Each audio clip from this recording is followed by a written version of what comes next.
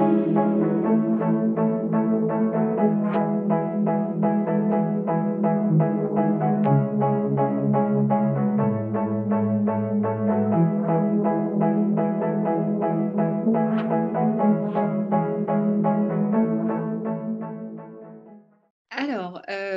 qu'est-ce que le gain achat?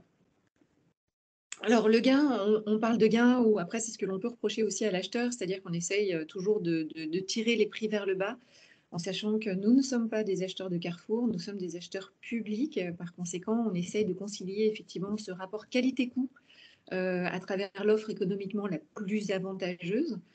Donc, on essaye aussi de travailler en mode plutôt partenarial avec le fournisseur. Donc, chacun doit pouvoir y trouver son compte et en tout cas, on doit pouvoir optimiser l'achat et optimiser la dépense pour pouvoir faire des gains.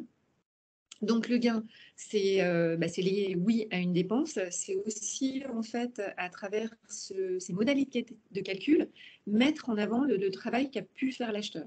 Alors ça, je vais vous expliquer pourquoi. Et le gain, en fait, ça peut être surtout une économie par rapport à une dépense que l'on engage. En fait, donc on va économiser de l'argent parce qu'on va consommer autrement ou parce que effectivement on a pu acheter moins cher. Bon, en ce moment, vu la conjoncture, c'est un petit peu difficile, donc ce ne sera pas forcément le cas, un peu moins le cas en tout cas. Ça peut être aussi une non-dépense, ça veut dire qu'on aura trouvé une solution pour consommer autrement par un autre biais. Et ça, il faudra le valoriser et l'expliquer. Donc, pourquoi est-ce qu'on va évaluer les gains achats? Eh bien, d'abord, on va mesurer justement cette valeur ajoutée de l'acheteur et on va mesurer l'écart entre ce qui a été fait avant et ce qui est fait maintenant pour voir le progrès qui a été mis en place grâce au travail de l'acheteur. Surtout parce que généralement, il a su mettre en place un levier de performance, c'est-à-dire soit on a travaillé sur la standardisation, la mutualisation, on a mieux négocié. Il y a différents leviers de performance qui sont à la disposition de l'acheteur qui permettent d'optimiser l'achat. Et donc, à travers cette optimisation, on va effectivement faire ces calculs. Ça nécessite, et ça je l'explique très, très souvent, on a vraiment ce travail de binôme. Le binôme gagnant, c'est le binôme acheteur-prescripteur où on travaille conjointement ensemble pour rechercher ces pistes d'optimisation et d'amélioration. Alors, tout d'abord, quand on est sur un achat, ça veut dire qu'on va lancer un marché, donc une consultation. Cette consultation, il va falloir l'estimer. Donc, l'estimation, elle doit être sincère, raisonnable, fiable. Elle doit représenter une réalité. Et donc, elle est faite au tout démarrage pour savoir un petit peu quel est mon volume d'achat, qu'est-ce que cela représente et in fine, quelle procédure je vais pouvoir utiliser pour répondre aux besoins. Donc, je vous remets les modalités de calcul de l'estimation. Après, il y a évidemment en formation, on voit un détail plus précis. Donc, ce que nous dit le code, c'est que c'est bien le montant estimé du marché, enfin du lot, c'est l'addition de chacun des lots qui composent la consultation. On parle en montant hors taxe sur toute la durée du marché, c'est-à-dire le nombre de reconductions comprises. Et cela va nous donner une estimation où on essaiera effectivement de faire ce calcul des dépenses, soit au regard d'un prix historique, soit en fonction de projections, puisque vous n'avez pas toujours des marchés récurrents. Donc la difficulté, c'est entre marché récurrent, besoins nouveaux, comment je vais pouvoir faire cette estimation. Donc, soit au regard d'un budget, soit au regard d'un benchmark, au regard de différentes modalités. Cette recherche, elle est valable aussi dans le calcul des gains, parce que pour calculer un gain, il va falloir trouver un prix de référence. Ce prix de référence qui va être assez proche en fait, de cette estimation. Si vous avez des difficultés, notamment pour faire l'estimation ou pour calculer le prix de référence, un des axes qui est assez facile à mettre en œuvre, c'est d'aller voir tout simplement les avis d'attribution sur le BOMP. Ça vous donne déjà un acheteur qui a acheté, auprès de qui et à combien. Et donc, vous pouvez librement contacter cet acheteur pour avoir des niveaux de prix en fait sur des besoins similaires. Alors, les gains, il y en a plusieurs. On parle couramment, alors quand je dis couramment, c'est-à-dire que la direction des achats de l'État a fixé des modalités de calcul des gains qui sont repris en fait par tout le monde et qui sont appliqués. Donc on a 4 gains aujourd'hui identifiés. Le gain potentiel, c'est-à-dire que quand vous travaillez sur la programmation de vos achats, puisqu'on parle aujourd'hui de programmation pluriannuelle, enfin aujourd'hui depuis un moment, la programmation pluriannuelle, dès la programmation, on va pouvoir, si c'est une démarche que vous souhaitez faire, estimer un gain potentiel, donc qui est inséré dans votre programmation. Ensuite, on parle d'un gain estimé. Le gain estimé, c'est-à-dire que quand votre projet d'achat, quelques mois plus tard ou quelques années plus tard, eh bien, le besoin doit être lancé, quand vous planifiez le besoin pour lancer la consultation, vous allez estimer un gain au regard des travaux que vous avez faits au niveau du sourcing, au niveau de la définition du besoin. Puis ce gain va être, on parle de gain sécurisé, le gain que vous avez estimé sera confirmé ou pas lors de la notification du marché. Donc aujourd'hui, je vais vous parler plutôt du gain sécurisé. C'est le gain qui est réalisé au moment de la notification du marché. Donc voilà, donc je vais vous l'expliquer tout à l'heure.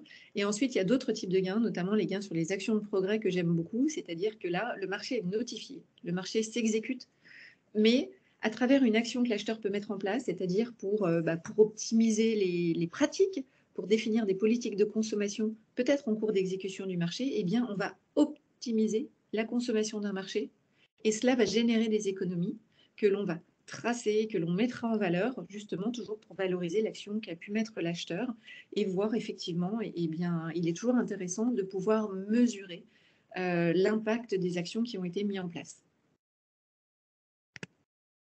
Alors, petit focus sur les économies budgétaires, parce que là, on parle d'économie achat, d'économie budgétaire. Quelle est la différence? Bien, les économies achats, je reprends mon tableau de tout à l'heure, c'est ces 4 actions. L'économie budgétaire, eh bien, à travers un petit tableau, c'est plus facile. Alors les budgétaires, si vous êtes rattaché à une direction des finances, là, c'est quelque chose qui va leur parler, c'est le gain réel. Donc, il y a une économie achat qui est à gauche, la partie verte, c'est-à-dire je notifie mon marché, j'ai fait une économie. Mais mon économie, au fur et à mesure de l'exécution du contrat, elle va être grignotée par des éléments, parfois des dysfonctionnements ou parfois juste la conjoncture qui fait que il y a des évolutions de prix. On va faire des avenants pour X raisons qui vont impacter le marché. On va modifier un petit peu le périmètre. Il va y avoir des achats hors marché qui seront faits avec des niveaux de prix peut-être plus importants. Et donc, au final, mon économie réelle, c'est la partie en rouge, à la clôture du marché, au regard de mon gain achat, et bien finalement, combien il me reste et combien a été grignoté. Donc, l'économie budgétaire, c'est vraiment l'économie réelle d'un marché une fois que celui-ci a été clôturé, qui est un peu moins évident à calculer. Donc encore une fois, là, on va se concentrer sur la partie verte, c'est-à-dire l'économie achat à la notification du marché. Alors, et cette économie achat, elle est calculée sur différents types d'achats. Donc, il y a les achats récurrents, ce qui est un peu plus facile puisqu'on a un prix normalement historique, sauf à dire qu'il y a un changement de périmètre. Un achat non récurrent, c'est un nouveau besoin, où notamment on parle de nouveaux besoins sur tous les marchés de travaux, les marchés de maîtrise d'œuvre, où là, il y a peut-être un peu moins cette récurrence. Il y a des modalités de calcul spécifiques pour les marchés de maîtrise d'œuvre et des modalités aussi de calcul pour les marchés de travaux. Il y a aussi d'autres types de calculs. Aujourd'hui, donc, on fait simple. Je vais vous parler du gain achat à la notification du marché sur les achats non récurrents. Alors, la petite formule de calcul, c'est le prix des références moins le prix nouveau. Le prix nouveau, c'est le prix à la notif, multiplié par le volume prévisionnel annuel. Alors, comment ça se passe? Déjà, comment faire mon prix de référence puisque je suis sur un besoin non récurrent? Ça veut dire que je n'ai pas d'historique, j'ai rien dans ma possession. Il y a des méthodes et je soulignais l'ordre hiérarchique, il y a des choses qui fonctionnent et des choses qui fonctionnent moins bien. Donc, le prix historique, là, ce n'est que pour les marchés récurrents, donc on oublie cette ligne. On peut faire un benchmark pour définir ce prix, construire ce prix de référence. Et encore une fois, j'en reviens, le travail est le même pour construire l'estimation. Vous pouvez faire un benchmark, donc contacter des acheteurs qui ont passé des marchés similaires, qui ont un besoin similaire, pour un petit peu voir quels sont les niveaux de prix pratiqués. On peut échanger, on peut discuter. Vous pouvez faire des recherches sur le BOMP pour aller voir pour chercher ce prix de référence et construire ce prix de référence. Vous pouvez le faire, c'est pas forcément ou, ça peut être et, faire un benchmark et consolider votre information à travers un sourcing. Donc là, vous allez discuter, rencontrer des fournisseurs, leur poser des questions en phase de sourcing sur quels sont les niveaux de prix pratiqués. On ne demande jamais de devis, hein. On demande un prix pratiqué, les prix du marché, et on va essayer de construire donc ce prix de référence. Après, alors ça, je le conseille moins, l'estimation qui peut être accrochée en fait au budget alloué pour ce nouveau besoin. Sauf que le budget, si on n'a pas fait d'estimation vraiment précise, c'est une enveloppe qu'il vous est donnée et que vous allez optimiser en sachant qu'on va essayer de dépenser évidemment moins que l'enveloppe donnée. Donc le calcul du gain peut se faire au regard de cette enveloppe si on arrive à optimiser l'enveloppe. Mais voilà, ce n'est pas le premier calcul à mettre en œuvre. Donc les deux premiers sont plus fiables, benchmark, sourcing. Et si jamais on a des difficultés pour les trois éléments que je vous ai présentés, on peut faire la moyenne des offres, c'est-à-dire que ça reflète aussi une réalité quand même, c'est-à-dire que ça reflète le prix du marché pratiqué, à la condition évidemment que le CCTP soit suffisamment clair et que les fournisseurs aient bien compris en fait la demande de l'acheteur, parce que sinon il y a une hétérogénéité des offres et des prix. Donc dans ce cas-là, toutes les offres reçues, on fait la moyenne des offres. Et on va calculer le gain réalisé au regard de cette moyenne par rapport au prix de l'attributaire. Donc, différentes options, en sachant qu'il y a cet ordre hiérarchique. On va d'abord faire un benchmark, puis un sourcing. Et en fonction des informations que l'on reçoit, on basculera sur effectivement un système de calcul ou un autre. L'idée, c'est juste que vous puissiez expliquer comment vous avez construit ce prix de référence. Il ne peut pas sortir du chapeau. Il faut qu'on ait des éléments qui justifient nos modalités de calcul. Donc ça, je vous l'expliquais, le BOMP, vous pouvez faire des recherches soit par code CPV, soit par mots-clés. Alors les mots-clés, je ne suis pas fan, je préfère les codes CPV, mais vous pouvez le voir. Donc vous avez l'indication du pouvoir adjudicateur, du montant, du contact, du titulaire du marché. Et donc ces recherches sont, à mon sens, relativement faciles. Alors, je vais vous présenter un petit cas pratique pour que vous puissiez voir un petit peu comment se déroulent justement ces modalités de calcul du gain. J'ai pris comme exemple un marché de nettoyage. Donc, on est bien sur un marché de service.